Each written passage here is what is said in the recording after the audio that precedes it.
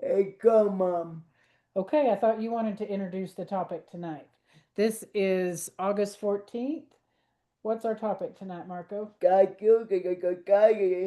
Part two of what? Um, You forgot the word? Racism. thank you.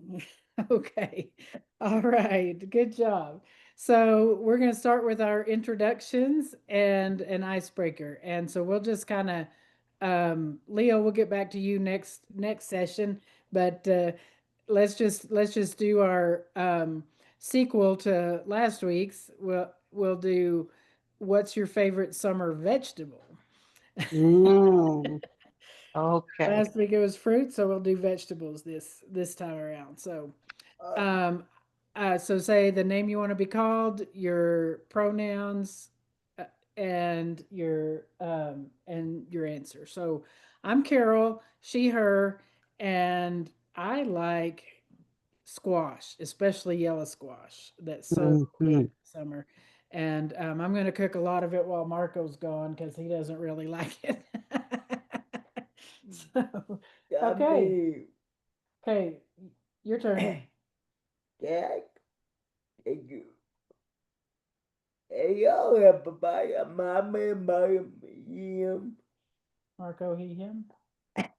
I love big book. You love vegetables since when? Hey, you got a big book. Any kind of vegetable? I'm gonna hold you to that. You hardly eat any vegetables except for black olives. Yeah, but, So you, what's it? Do you like corn? That's a summer Oh, vegetable. yeah. Yeah, God. Okay, we'll go with that. All right, Chelsea. My name is Chelsea, pronouns she, her. I really love all vegetables. Now this is my week. Last week, not so much. Not the fruit lady. I'm the vegetable lady. Corn and broccoli. Bro- what'd you say? Broccoli? Yes. Oh my goodness, I think Jared and Leo must still be having trouble. I think Okay, they finally Kate. figured their internet out. Okay.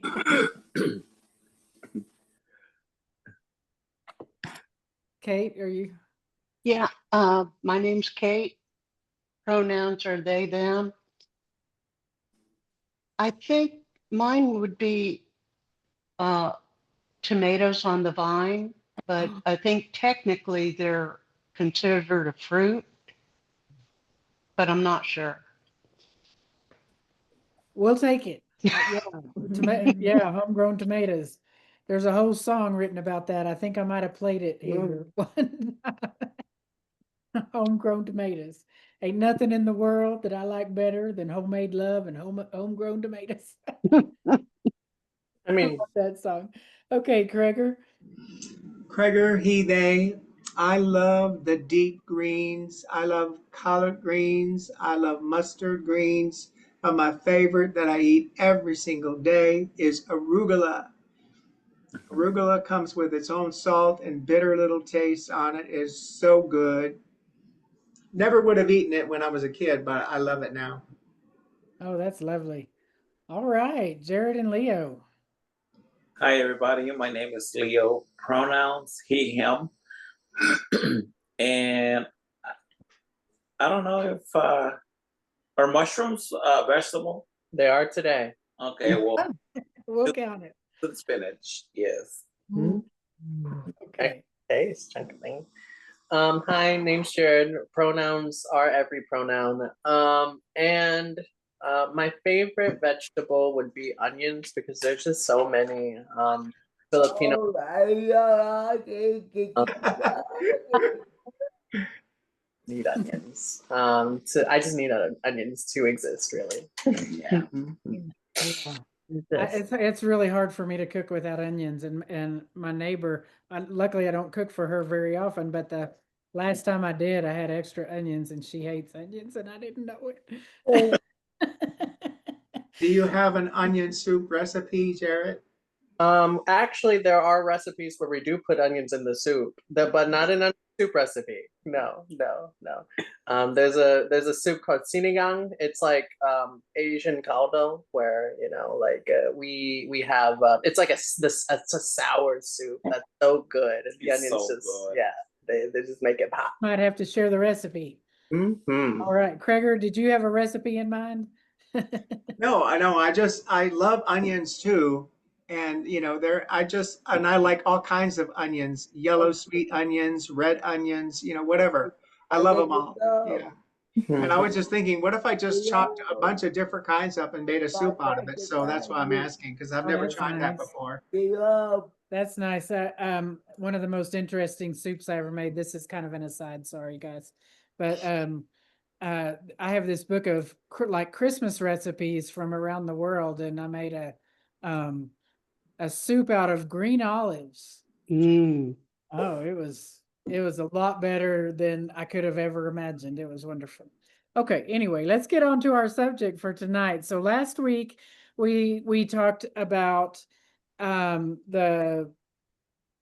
started out talking about our own ethnicities, and so that was really nice to just kind of go around the room and get different people's histories and things. That was a nice way to get to know a little more about each other.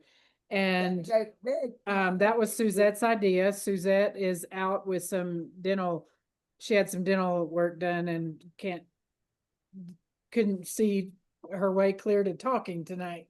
So so she's taking care of herself. And by the way, Lynn is out because of her partner is at the hospital. She said it's not worrisome, but it's something that needed to be taken care of. So keep them in your prayers. Anyway, so that's how we started with that subject. And that subject of our own ethnicities got me thinking about a workshop that I went to at General Conference. Just a wonderful workshop that was called White People, My People. And it talked a lot about just doing the anti-racism work and why it's so necessary for white people to take that mantle on. And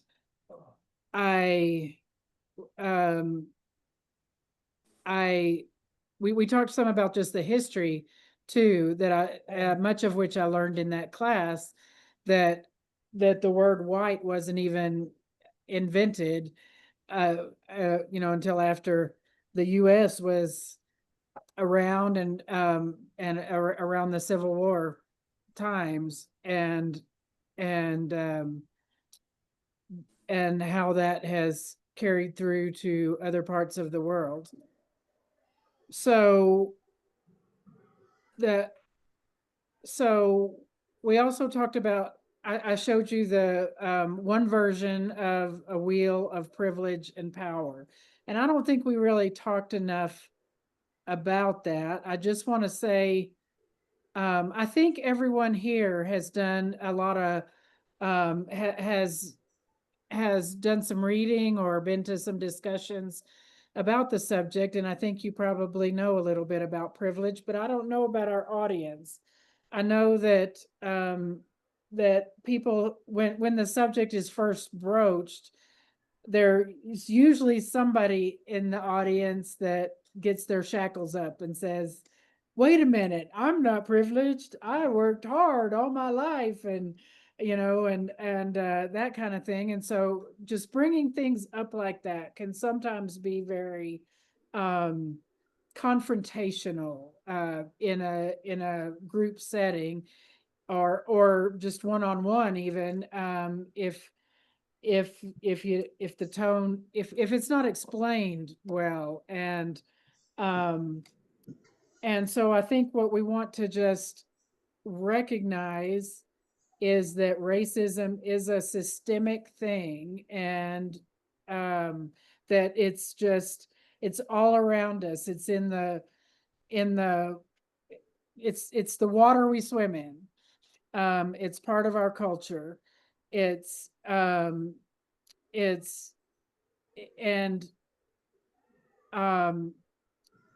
and I think we just need to realize where in our lives we have the advantage. The privilege, I think that means, that doesn't mean that you didn't work hard. It just means that you didn't have some of the same challenges that that people who are more marginalized in terms of race had to go through.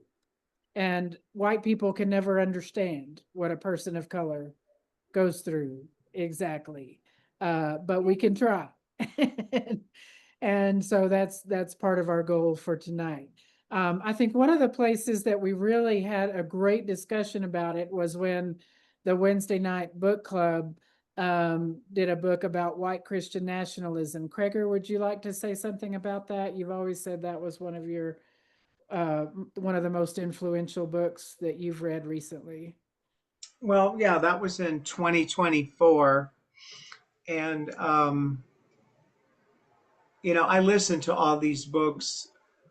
I don't read because I don't have that much time. So I have to be like riding the bike and listening, or walking and listening. So I kill two birds with one stone, so to speak. But it was really a very important book for me. Um, and it was hard to listen to some of it because as the words fall upon my ears, I'm like, okay, this rings true, but this is painful because, I'm white. And, if I could have chosen otherwise, I don't know that, I would have been part of so much of this upstream uh, crap that's gone on. But yeah, I loved the book, and I would highly recommend it to anybody. It was called The False White Gospel by Jim, I can't remember his last name. Yeah, Jim Wallace. Thank you. Okay, another book that was very influential to me, I think, was How to Be an Anti-Racist, and I love that title. Um, uh, and and anyway, so from our discussions last week, um, Chelsea, you were saying that you have done some research. Would you be willing to share that? Yeah, absolutely. So kind of after the discussion that we had last week, specifically kind of like where white originated from, where, like kind of the racial biases as far as like privilege or originated from. And it kind of got me thinking about like Jim Crow laws. And I thought I knew everything because, they teach you in school. But there's so much that school doesn't teach you, that life doesn't teach you until you go out and seek that information for yourself. And I found a really in-depth, gut-wrenching, disturbing, saddening, heartbreaking docuseries that was put out by PBS in the early 2000s called The Rise and Fall of Jim Crow. And I was listening and watching while I was at work. And it took everything in me at most parts not to sit there and cry at my desk. Just because it was just so just insane to hear these things, especially when, you weren't taught these things. Specifically like, all the small specifics, all these people's names, the imagery, there's lots of letters that are talked about in there from very like influential civil rights leaders of that time. And, even some of like the very big pivotal leaders, like their children and their grandchildren were being interviewed in these, some of the residents of some of these areas were being interviewed in these. And it was just really great to hear um, perspective of people who lived, experienced, and really um, be brave in talking about those things, because I know it's probably not easy for them to do so, because I'm sure that was the worst times of their life and still continues to be, because you live with that trauma day in and day out. And with the white Christian nationalist movement that they're trying to push on everybody, I'm sure it makes it even that much harder for people whose families have been directly affected by things like this. It's like it's a constant reminder every day of that trauma. And it was just really, really in depth in a way that I never even thought possible. But it was a really hard watch, but a really great watch, because it opened my eyes to a lot of things that I didn't even know. So I learned a lot from it.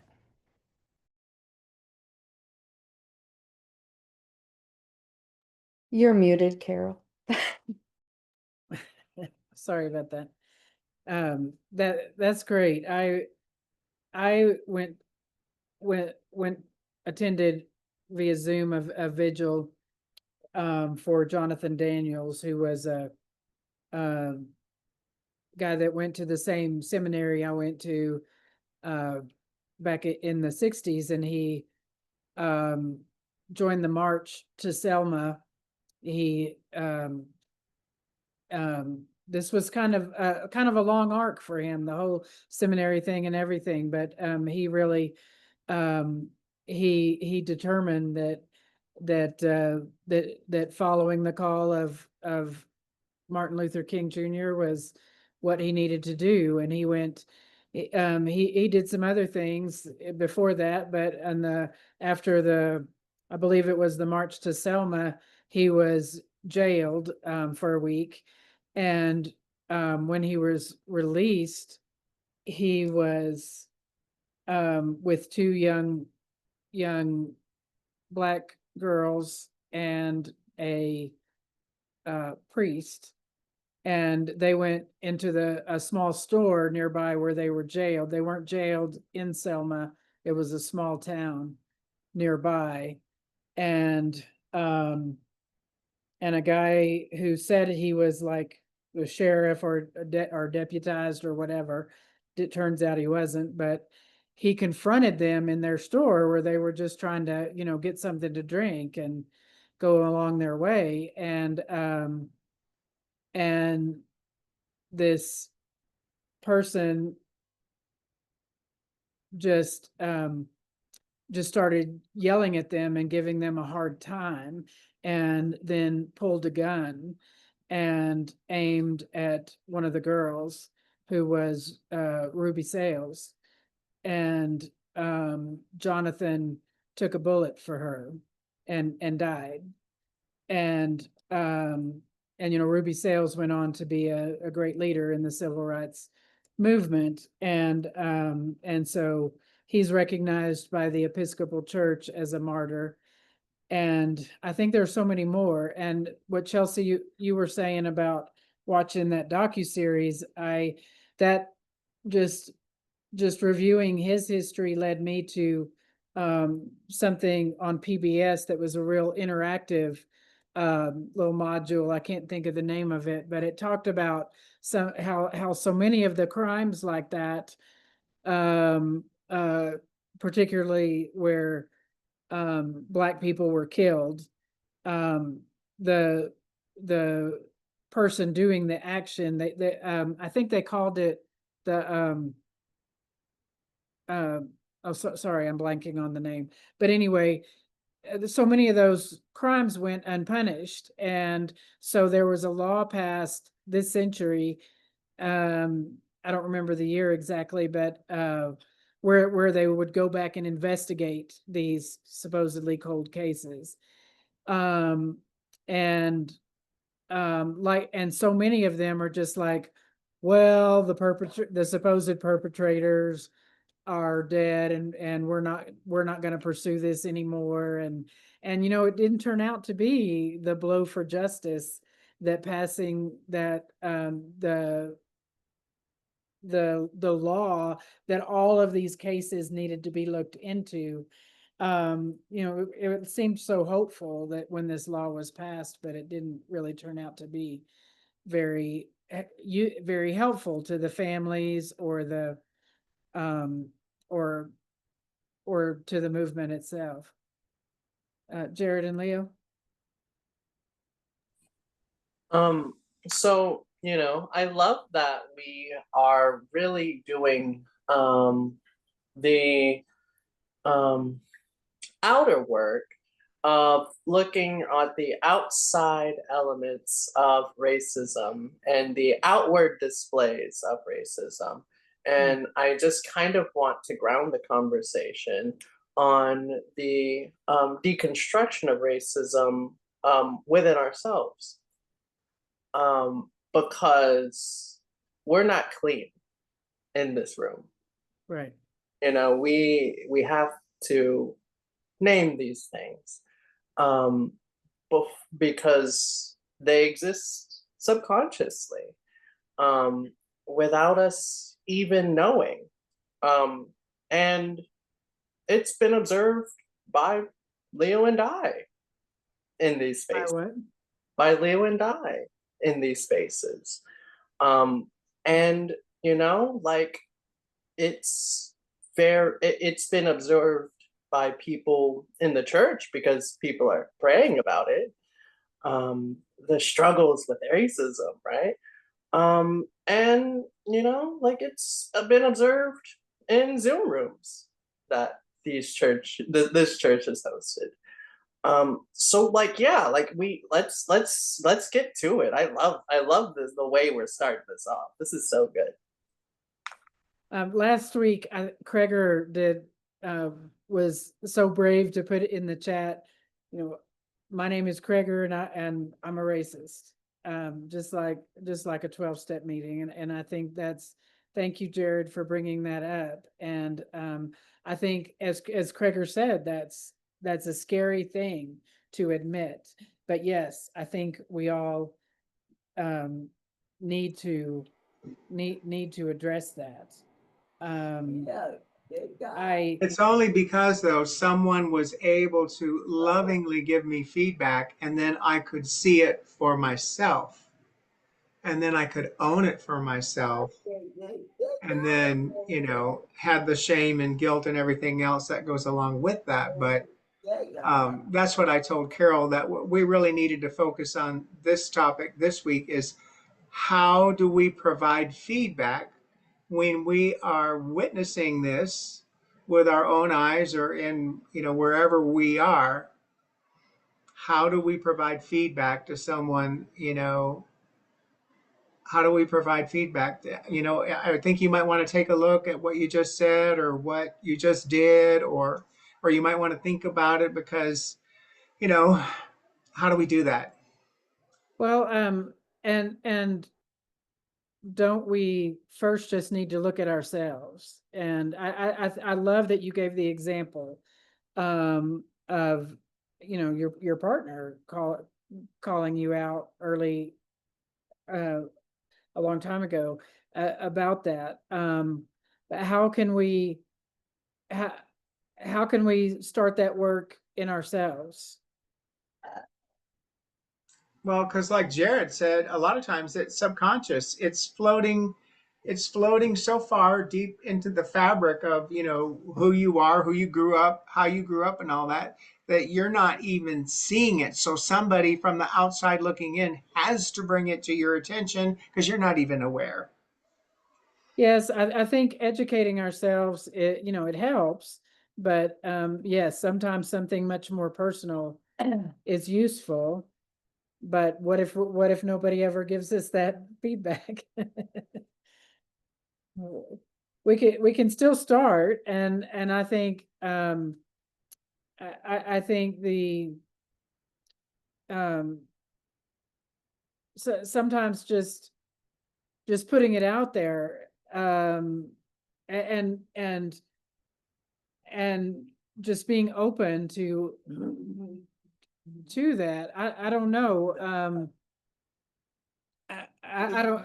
I mean, this, especially in a setting like this, would people where we're being recorded and we don't know who's going to be watching it in the future. It might be really uncomfortable if we brought it up on camera. And there are gentle ways to bring it up. One of the things I think I mentioned this last week that was brought up in that workshop I went to, was that there are that you kind of have to evaluate where you're at with the relationship of who you're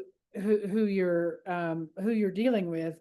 And the way that you talk to a politician or a leader is going to be different than the way you talk to a friend, which is going to be different than the way you might be more willing to confront a stranger. I guess maybe that depends on how threatening they are, but I mean, we want to continue the relationship. And another point that I wanted to bring out is that this work is a connectedness work. This is work about walking with each other, walking across racial lines with each other. It's not a matter of a group of white people helping a group of people of color. We don't need any, white savior complex kind of a that's not helpful. It's a walking with, it's a finding out, it's educating ourselves on what it means to do the work, and starting within and really learning from each other how to move forward. Jared? So I actually kind of model self-disclosure a lot for everybody, right? Because like in previous God Talks, for instance, I've admitted several times the racism, right, that I've personally experienced and also was culpable to survive experiencing private school and white supremacist friend groups, right? And I speak openly about that, right? And so I kind of give permission to talk about lived experience. However, I think a huge part of the relationship being deep and connective is not just in one person being able to do that, but another person being able to ask, right, for feedback, being able to open themselves up, right, and ask because in recovery circles, which is the circles that I run around, we often ask for help for doing a full self-inventory, right? Whether it's via a sponsor or a friend or something, right? Where we ask people, hey, what did I ever harm you? Did I ever do in my addiction? Did I ever? And so we give people permission to speak about the taboos, right? That we just kind of dance around in the social environment, right? And so, I think the first step actually is consent. Here, right? Is this a safe space to talk about racism? Because y'all know, due to me modeling it, that it is super cool to talk about race with Jared, right? It is super cool to talk about race, in turn your internalized role with it, because I modeled the behavior. But us people of color don't know if it's a safe space to speak about the racisms that we observe with y'all, if y'all don't verbalize your own stuff that you figure that you are addressing, and even ask for feedback, because otherwise it's just an attack, right? Right? It's just out of nowhere. Now you telling me I'm racist, Jared? What you mean? Right? And it's not because it's not. There's no consent, right? There has to be a want for it. And that's really hard because like you have to like sort of ask people if it's okay for us to have this difficult conversation before you do. Because otherwise, if they don't agree to have this conversation, right, you are doing it without their consent, and therefore you cannot teach them anything because they don't even want, like their ears are closed. They started this conversation with 2 Q-tips, right, clogging everything, right? Like, yeah, so like it's so important, so important. Consent is like always the first part, your own buy-in. I agree with what Jared said wholeheartedly. And, you know, when I started getting heavily involved with various groups of people at MCC, I always left myself open for feedback, you know, because the only place I got to go is to grow, you know. So if you're really serious about your spiritual development, you leave yourself open for genuine feedback, not just mean spirited, whatever, but genuine. So I'm, you know, I would state for the camera and for the wider audience, whoever is watching, if you're seeing me do something that you think is inappropriate or, you know, less than my best self, you know, feel free to bring to attention so that I can digest and, you know, and move on and grow. So that's where I stand on the whole thing. And Jared, I was trying, because I'm on the prayer group. I'm on the Resurrection prayer group every Monday through Friday. Well, one day, me and someone else that I usually pray for, we got a little rowdy. We got a little over the top, and it wasn't the language wasn't racist, but it was inappropriate. And someone else on the call later reached out to me and said that, and I was like, "Oh my God, you're absolutely right. That what I did was so wrong." And then I immediately sent an email, a text message to the entire group, apologizing for the behavior with a promise that it would never happen again, that I would think before I speak. And then the other person that helped me, you know, that kind of we were egging each other on, so to speak, they also came forward and apologized to the entire group. So I just think, you know, these things, like Jared said, these things can happen, but you've got to be willing to receive the feedback and not just, you know, get all in a huff and, well, I'm never coming back to this room again, you know, whatever. Yes. Well, not without trepidation. I'd like to add my consent to be open to feedback, and I hope it would come gently. Kate? Jared, I would also welcome feedback for myself because I want to learn and I want to, you know, be an ally for each other. Yes. Chelsea? Almost forgot to unmute myself. Sorry. Obviously, like I'm a big person who's big on being self-aware, and when I'm not self-aware, make me aware. So absolutely give that consent for that as well.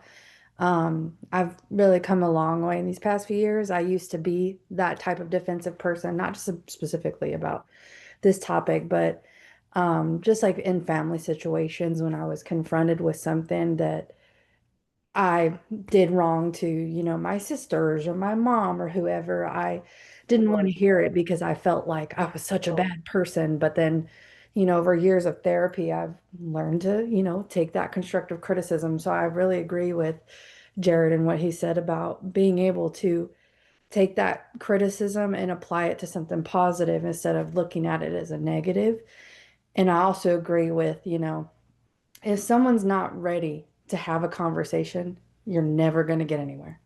You're never going to move past it if both parties are not ready for that conversation. So I totally agree. That's true. It's yeah, it's scary, but I think that's part of why that's why we show up. That's why we show up here. All right, Jared and Leo. Me too. I absolutely want to give my consent as well.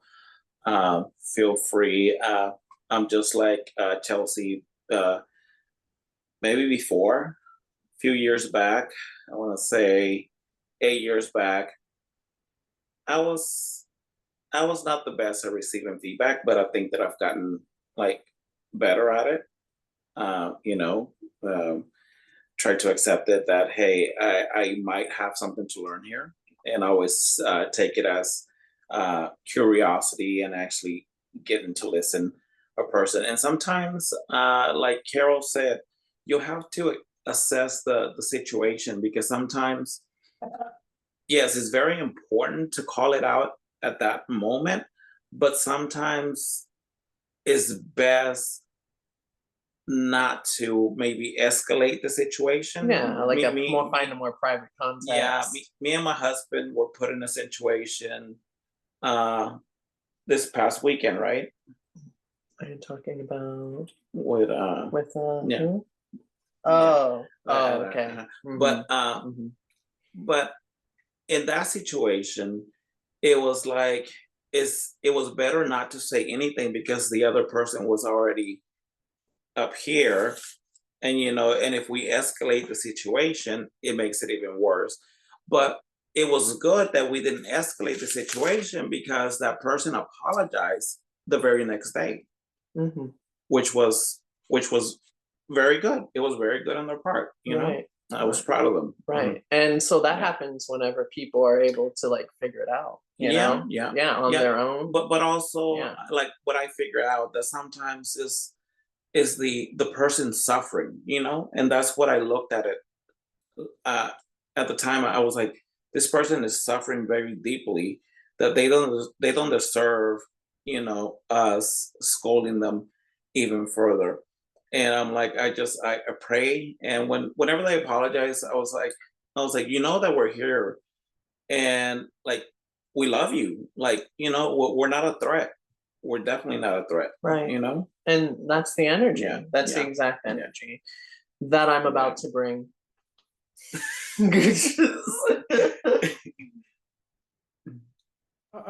Jared, I don't know if you heard Marco saying, "Uh-oh, here we go." And Marco says, absolutely. So y'all made my husband cry once. Oh, I've cried. Chelsea, don't worry about crying. I'm the biggest crybaby. I've cried in GODTALK. I've cried in Next Gen. I've cried everywhere. But specifically, what I'm referring to was a time when things got racist. Kindness and sweetness and love and light are such wonderful gifts that I have been such an important part of my path to connect with God, right? Absolutely. And they've been weaponized by white supremacy. When we're talking about serious things, there's always this temptation to sort of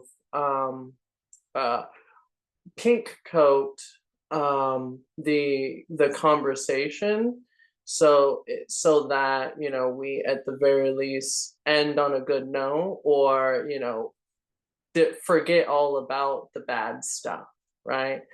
And whenever we're talking about someone's lived experience and we're pink coating it, it's like we're doing that black and white thinking, where this is black and I need to find the white. And it's something that we experience at our jobs when we talk about serious things that need to be addressed that are racist. It's something that we experience, in previous friend groups, right? Where, you would try to, you would be scolded for not being kind whenever you are holding accountability and you are giving people information that is very important for the continuation of the relationship. This has occurred in our families. And, you know, to be aware of these, like the danger of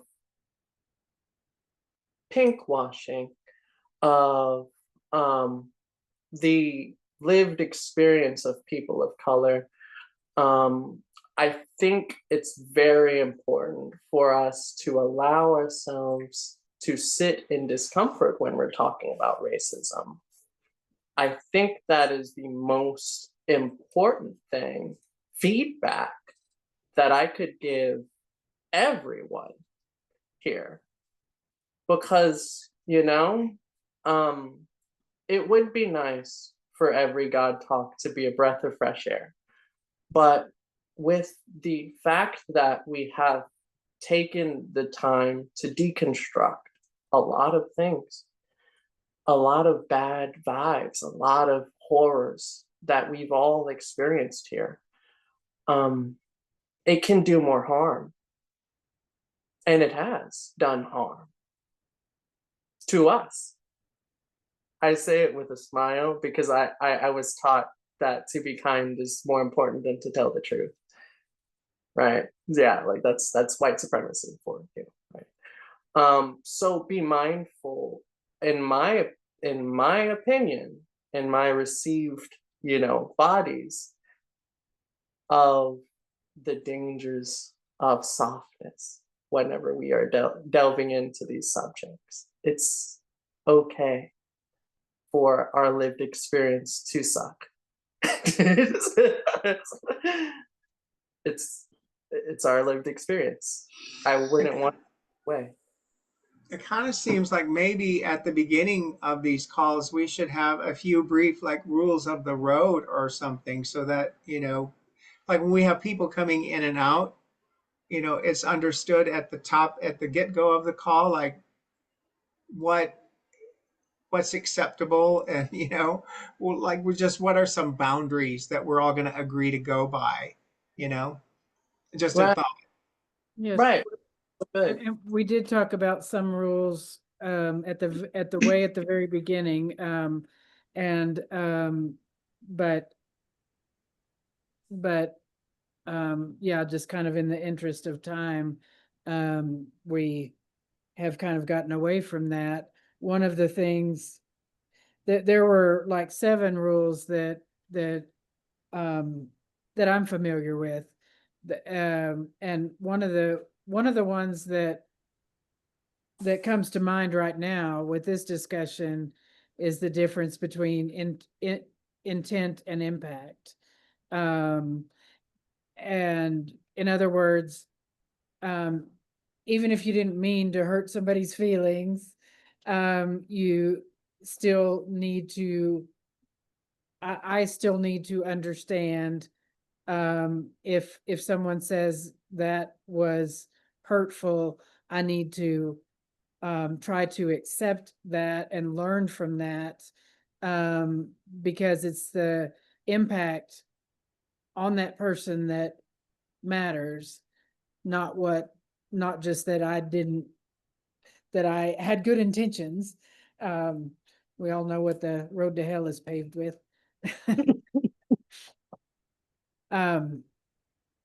Yeah. But Jared, I do want to say that I hope I can understand what you were referring to. Yeah. So feel free to be more direct.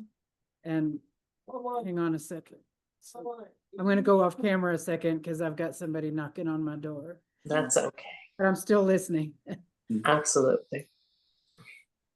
Yes, it's just that, right? Just be mindful whenever we have the harder groups, like we're talking about racism, or we're talking about the hard parts of our lives, right? It's okay. right? It's okay to end on an and then this is terrible note, because otherwise it feels invalidating to be like, well, your lived experience is, like something we don't want to dwell on. So let's just sweep it under the rug with some affirmations. It's offensive. It's offensive.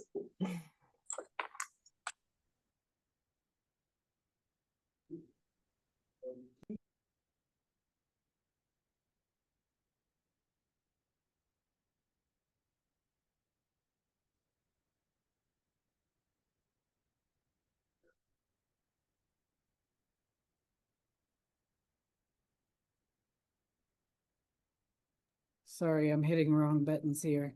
I apologize for the interruption. I think I told somebody a wrong time to come. So I apologize for that. So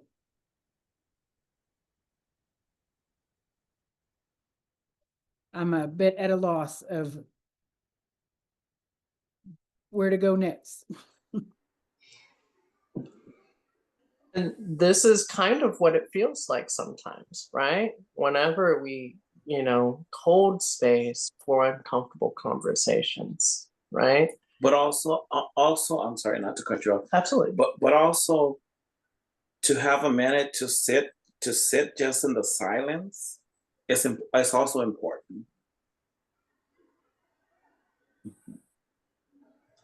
So can you give me a little bit more clear definition of what you mean by pink washing? Absolutely. Yes. So let's say someone tells you something really, really emotionally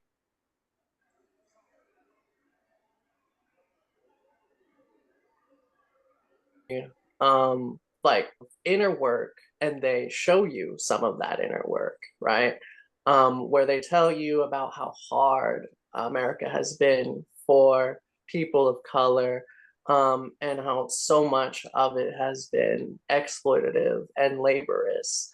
And then we right afterwards, for instance, we start talking, oh wow, this I feel terrible now. Oh wow, guys, let's do a bunch of affirmations, right? Let's say a bunch of nice things, right? Let's speak a bunch of nice words.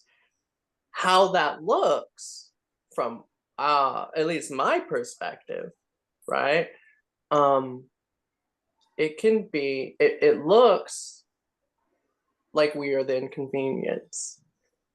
Like our lived experience is, oh no, in the way, right? Of the love and the light, right? Is sort of a bump in the road. And it feels hard.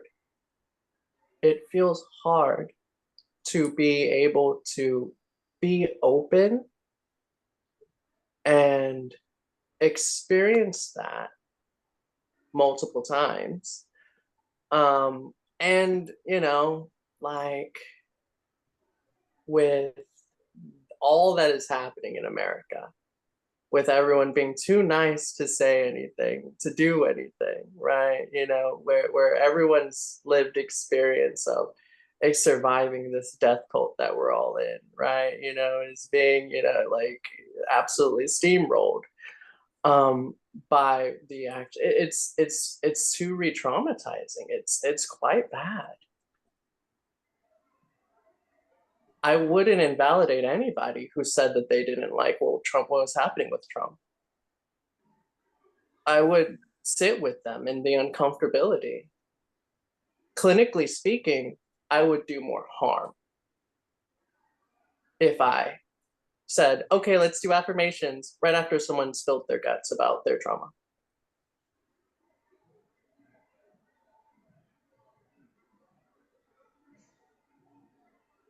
Okay, thank you.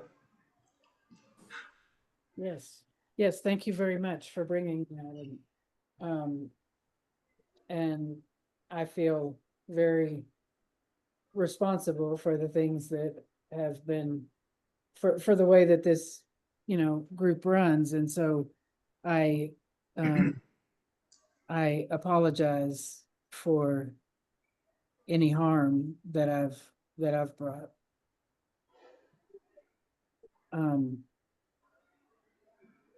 Want to really try to watch that and understand.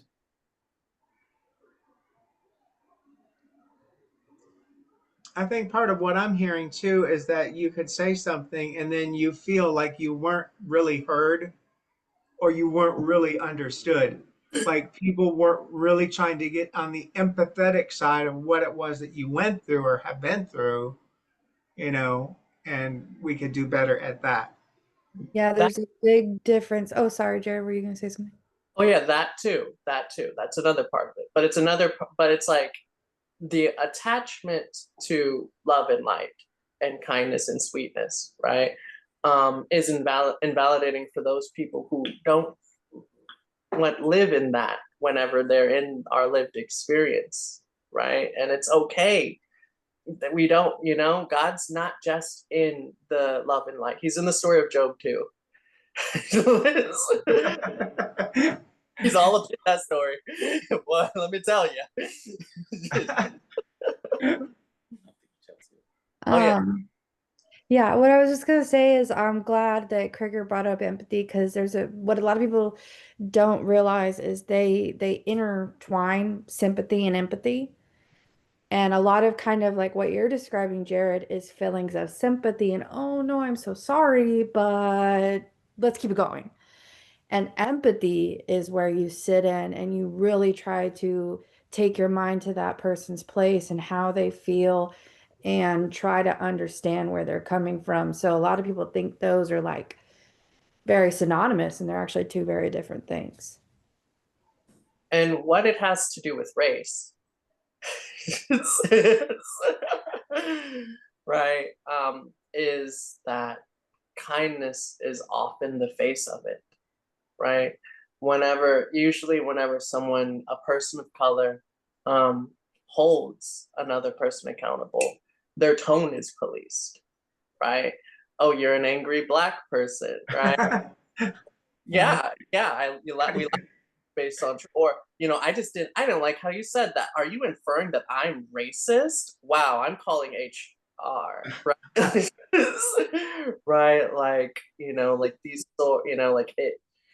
Kindness is the weapon. Some peace is the weapon sometimes, because you can't have like peace, right, if you are currently in an occupied state, right? And so it's just like you're getting beat down and you're like, oh, why are you disrupting my peace with your problems? Mm-hmm. Right? Why are you disrupting the status quo? Why are you making ripples? Why are you making waves? Just blend in, wear beige like everybody else, talk like this. Don't use ebonics. Don't speak about uncomfortable things. Okay. Oh, sorry. I didn't realize you raised your hand. Jared, if I have ever been racist to you or Leo, it's probably out of pure ignorance on my part, because I don't think that would come from within my heart, because I love you both. But it would probably be from ignorance, because I said I never felt privileged, but I was, compared to a lot of people of color. And I'm learning a lot from you in these groups. Yes, thank you. We're almost at the end of our time. Chelsea. Yes.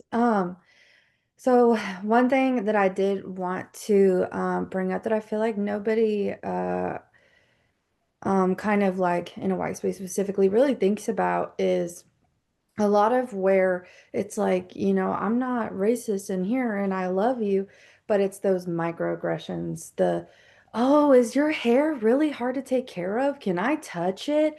Oh, oh, your skin must look so beautiful in the summer. And it's just these very like obsessions that kind of goes along with those can be racist comments, and they are racist comments. I saw a video yesterday of one girl, she's a white mom, and she has mixed children, and her two oldest children have really tight, kinky curls.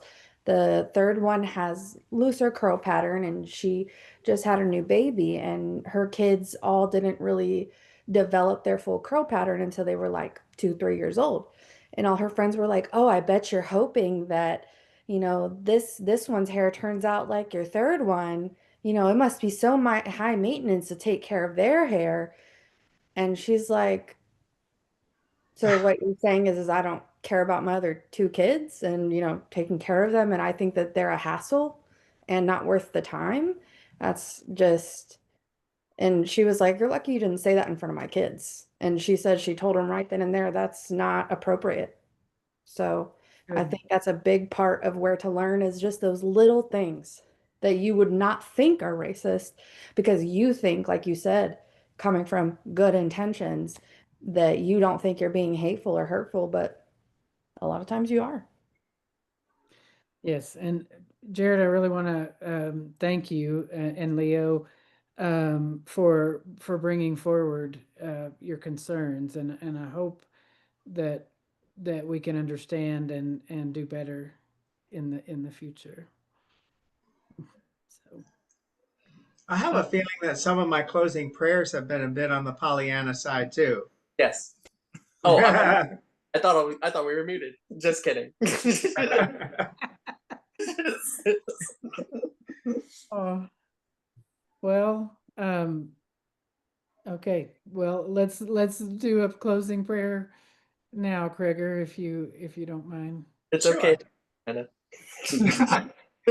Holy God, we are so grateful. What is probably the most honest God talk we've had yet to date. So we thank you for the openness and the vulnerability of everyone participating tonight, our willingness to try to learn and grow, and to just hold space for everything that's going on in the room and getting outside of our own little boxes and expanding our minds and our hearts. So we're grateful for this opportunity, and we ask that you just go with us through the rest of this week and let us think on these things. In Holy Christ we pray. Amen. Amen. Amen. Amen. Amen. Thank you all. Be safe, everyone. Yes. Yes. Bye. Love you all. Love you too. Love y'all as well. I wouldn't say it if I didn't. Bye, guys. Good night. Good night.